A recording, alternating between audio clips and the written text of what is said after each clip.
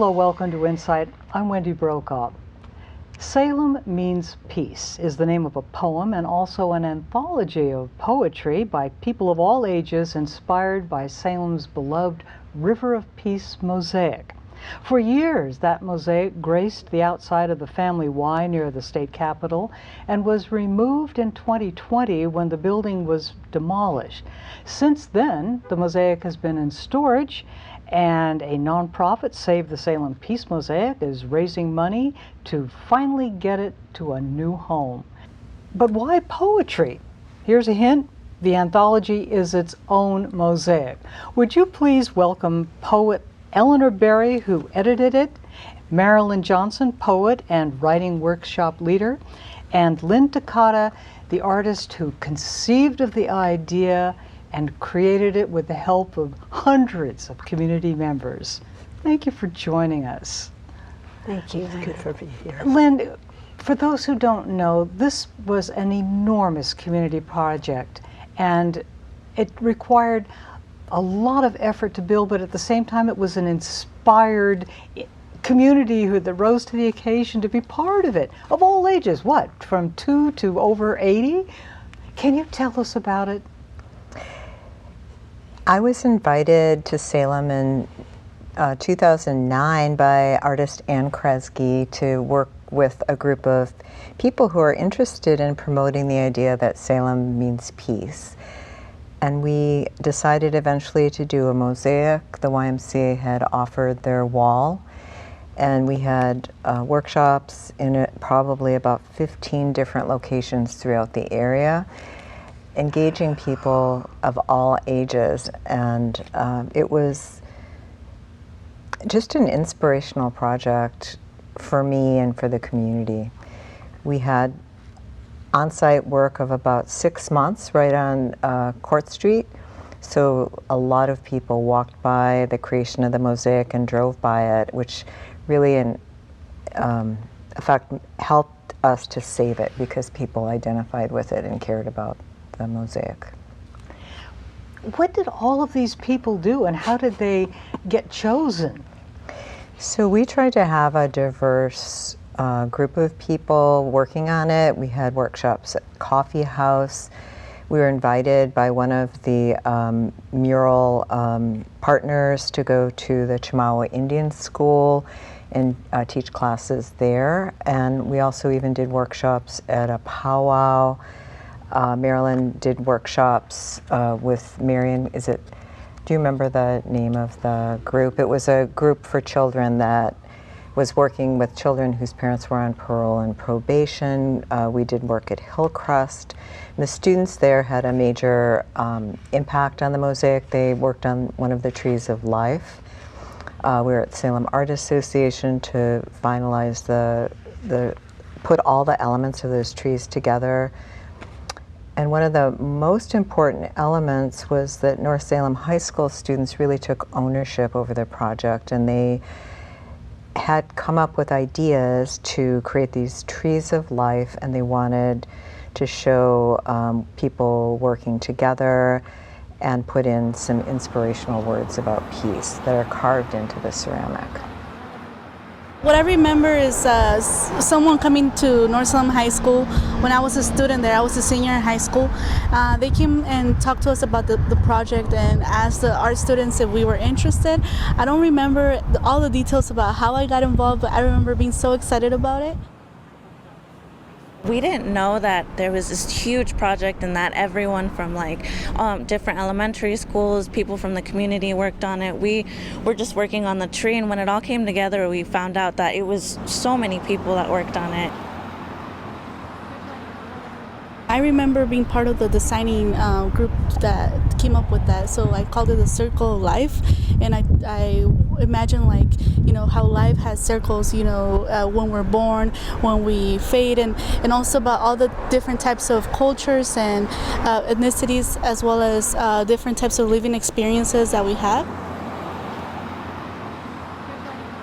We started with a big slab of clay, and then from that we added all the faces everyone carved out and worked on. A lot of people worked on it, and I started with the carving of the words, and I think another classmate of mine, we came up with how we were going to split everything. It really brought us all together, and we learned a lot about each other and a lot about teamwork and what it means to be a part of a group and work on something together. So the tree really means a lot to me, and I hope we can save it. Why do you want it preserved? I think it all comes down to representation. As you look around in the community, there aren't many art pieces, any murals that represent community and that were different, you know, all these people took part in. And not just that, but in terms of communities of color, we don't have a lot of representation in the city when it comes to art. And this is one of the only art pieces where students of color took like leadership and actually took part in making the art. And I think that's a very important part of this community, and it shouldn't be the only art piece, but it should definitely be kept and preserved because of the beautiful history that it holds and the beautiful contribution that everybody made to be part of it. How big is the mural? So it was 60 feet that wrapped around the corner, and we had actually extra artwork, so that's why we ended up wrapping the artwork around the corner and also putting mosaics on the stairway. And there's a poem running through it. Yes, Pauline Peterson was kind enough to create an original poem for the mosaic that's so inspirational, and we were grateful for her creating that poem just for the mosaic for the city of Salem. Do you have any memories that just keep coming back to you about the process of making the Salem Peace Mosaic? There were so many beautiful moments of collaboration from people who did not know each other. Teenagers helping children. We had just regular people that just happened to walk by and took ownership of it, and they would stop by every single day. Children that would come by and touch the animals and speak to them. It was amazing. The youth at Hillcrest chose to do animals from different locations, and one of the young men felt it was really important to have a panda because he was very clear, he wanted the panda placed low on the tree so the children could touch it and interact with the panda. And we did that for him, and it was true. The children, after the mosaic was done, would come and say hello to the panda, kiss it. So and he got kind of, some of the other young people at Hillcrest kind of teased him, like because they had done some things with horns and teeth and, you know, more predatory animals, and they said, "Are you doing a panda?" He said, "Yeah, I'm doing a panda." And so it ended up being a really beloved part of the mosaic, as many elements of it are. You know, Fishing for Words was done by Miguel Laredo. He's a Native American slam poet, and he just loved the idea of asking people, what is the one word that means peace to you? So we went in many different locations and asked people, collected maybe 100 words, and then a group of us had engaged the community in voting for which words we should, you know, integrate into the artwork. What effect do you think the Salem Peace Mosaic has had on our community? It has inspired poetry. It has charmed children and families. But what overall effect do you think it's had? I'm hoping that the experience of people working together to create something that symbolizes peace in this really turbulent time, it could, you know, would be a lasting memory for people. I know it's vitally important for many people that we preserve the artwork. What different groups of people worked on it? There was the School for the Deaf? That was part of the poetry aspect. We had students at McKinley elementary, at a coffee shop, at Parish Middle School, North Salem High School. We had homeless people working on it. People from the Oregon State Hospital came and worked on it, and they loved it so much they were scheduled to be at a different community service project, and they asked to come back to work on the mosaic. Yeah, it was.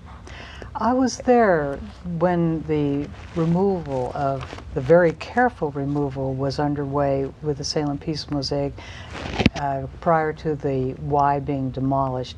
I saw a little girl in a tutu, about 2 or something like that, racing over to the mosaic and reaching up and touching parts of the animals' faces tenderly. And I thought, that's a story that has repeated itself over and over again with people. They just need to touch it. It was definitely a very interactive project. That's what we hoped it would be, and being near that, an area where many families walk by, it exceeded our expectations, because it was, people loved to talk to the animals. Some of the children sang to the mosaic. It was very heartwarming. One thing it has done is inspire poetry. And that's what I want to ask you, Eleanor. What inspired you to call this Salem Means Peace and describe in your foreword that this mosaic itself, this book that you're doing, is its own mosaic? Well, if I can, I'm going to back up a little. Poetry was part of the process of creating the mosaic, and that was part of Lynn's conception of it. I met Lynn, I'm terrible with dates, but back in a pretty early stage when she contacted me about the possibility of involving the community in poetry workshops that would help bring about the creation of this mosaic. So the poetry is essential to the mosaic itself.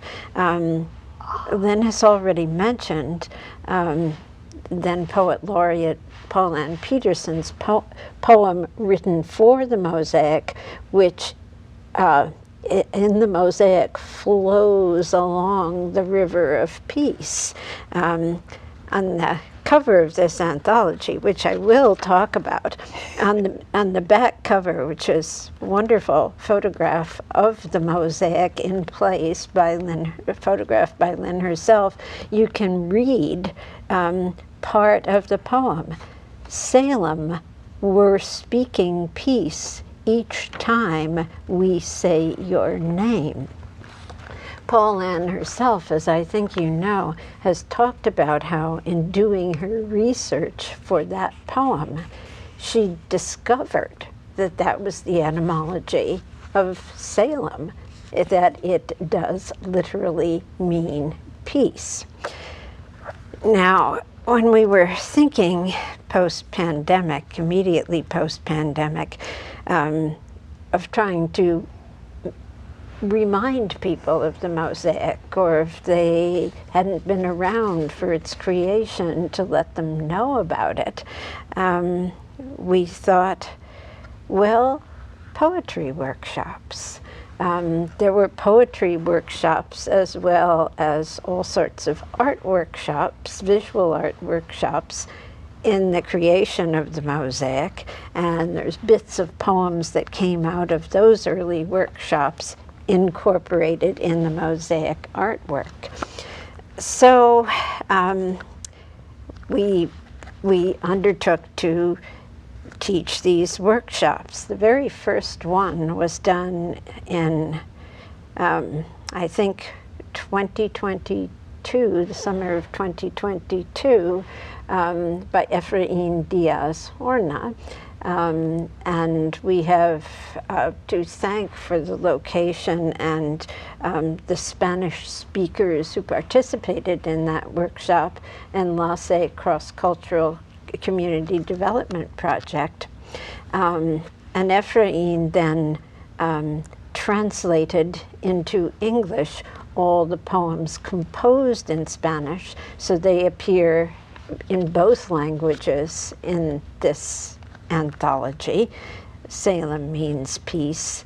And I should mention, since it's so beautiful, that the cover design was done by Ephraim. Mine was a workshop held in the Bush Barn Art Center Annex for art-inspired poems of peace. I can't remember at quite what point along the way we came up with the idea of an anthology. Maybe you remember on the, in connection with the Mosaic itself, we'd produced a slim little booklet of poems that had emerged from the workshops that were conducted as part of the creation of the Mosaic. And that, that little booklet was launched along with the Mosaic, and there were poetry readings. So this one grew a little larger, and it has a rich variety of poems, as the Mosaic itself does. One thing, faced with all this richness, organizing it was kind of tricky. How do you put it together? And I finally let the poems talk to me. Let the trees speak. Your pieces are your peace to connect us again. Slowly we transform from pain. They aren't glib. There's a struggle for peace. And that I think is important. Peace isn't always easily found, and that's reflected in the work. Thank you. That was beautiful and eloquent, Eleanor. Thank you. Marilyn, you were a workshop leader yourself. Tell us about your writing workshop. What was it about? I was honored to be part of this. Lynn and I had done a collaborative at Hillcrest before the incarcerated youth moved to McLaren, and this was before the idea of the Mosaic, but maybe informed it, and Lynn took that on, and we did writing, and it was masks, ceramic mask that we were making, and in a way it was, for me, a Kickstarter to how powerful the collaboration is of art, particularly ceramic art and poetry. And so I was so honored to be asked to be part of the continuing workshops. And we did, during that early versions that Eleanor talked about of poetry, worked with kids whose parents were incarcerated. They were young kids, worked with any number of groups, the North Salem High School that you mentioned, the idea of working with young people who had issues in their lives, a part of the Ike Box staff that we did in cooperation with the Salem Means Peace, this current edition.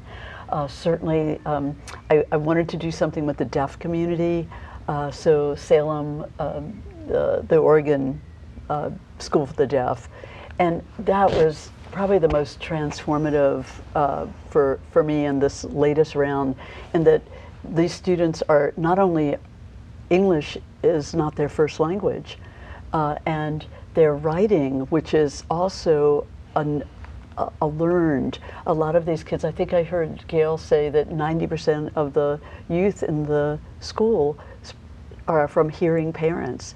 So the idea that the whole family has to learn, and that these young people, once they get into the school setting like this, are learning to write and to speak and to translate it to English when they do. One of the students that was in this last round also participated, was it a week ago, was a finalist in the Poetry Out Loud for the state, and did a magnificent job. So, you know, to see the power of poetry and his love for it that carries through to that level is pretty spectacular. So I'm thanking both of you for the honor of being part of that. And it was, I think, Eleanor's idea of putting together the volume, and this is a repeat, but the most recent that goes with the Mosaic, has been just a marvelous thing. And they came to read it, both when the Mosaic was put up, some of the students in those earlier workshops came and read on the sidewalk in front along Court Street. And then, of course, there have been a couple of opportunities for them to read also here in town for the anthology. What did the parents have to tell you about this experience with their children? Right. Well, we're going to find out, because in another week we've been invited to go. Actually, it's in the month of April, which is National Poetry National Month. Poetry Month, right? We're going to be invited to go when the parents hear the youth perform their poetry, sign their poetry at an event at the School for the Deaf. So yeah, that's very exciting. Yeah. Wonderful. Right. It is truly what you just said, transformative. Speaking of transformative, Lynn, we need to see the Salem Peace Mosaic again. That would be transformative. and see it in a new home. What do you envision that new home might offer? So I think a lot of people are hopeful to see the Mosaic again. We're looking for a site that has a lot of pedestrian traffic, families, children, a site that has light. Some of our poetry can be read, for example, on Paul and Peterson's poem from about 2 feet away, but many of the other poetry and small words that are embedded, you need to be quite close. So being able to have a site where it can be interactive is really important. And hopefully a site that has values that, care about community, family, and a site that would take care of the Mosaic too. Where can they get the information they need to get their own copy of Salem Means Peace? At the Save the Salem Peace Mosaic website. Well, thank you very much for being my guest today. And we are going to leave you with some poetry. Thank you for joining us today on InSight. I'm Wendy Brokaw. This poem is called Marigold, and it's inspired by a painting by James Southworth of that very subject and title. It makes reference to the fact that a bee has a curious kind of vision when it approaches a flower. As it approaches the flower, it initially sees in black and white, and only when it gets very close does its vision become color vision. It also is quite specific about the structure of the flower. Marigold, after a painting by James Southworth. Is this how a bee sees it? Close up, when the black and white has switched, as in a cinematic special effect, to color? A single flower fills the field of view. No, not a single flower, but many tiny true flowers, tight packed into a central disc, ringed round by 2 concentric tiers of brightly colored tabs. Radial symmetry making a target, directing the bee to the bullseye of the disc, thick with vials of nectar. A marigold is a sun that the bee can plunge into without harm, where it can home in on the center, land there, and sup. And this oversized marigold of paint is a sun that I can gaze at unscathed, where I can bask in a blaze of red, orange, and gold, missing only the familiar late summer tang of the real flower's smell. To you, daughters, I knew all along you'd be travelers, so eager to be somewhere you didn't know the rules or hadn't decoded the spoken words, relishing life like a dish you hadn't yet tasted. Expect the unexpected, the motto in our house as you grew. I wanted you to try it all, to talk with strangers, stand strong to your beliefs, your name. You won't recall the trailer we lived in before we moved to the cul-de-sac off 48th, but you'll remember the house on Sonia, the acre where you tended the animals, making paths through the field in the thick grass of summer. Together as a family, we'd study the insects, the stars, plant a tree for each of your years, identify the birds that circled the call of the geese, watch them through binoculars so you could see whether they were westerns or cacklers. Now, you tell your children to go outdoors each day, put their hands in the garden soil, urge them to describe the snow as it falls on their cheeks. During the ice storm, when the pines we'd planted for your first year split and fell, leaving an opening that showed the heart of them, that cut deep in me too, like a parting with no goodbye.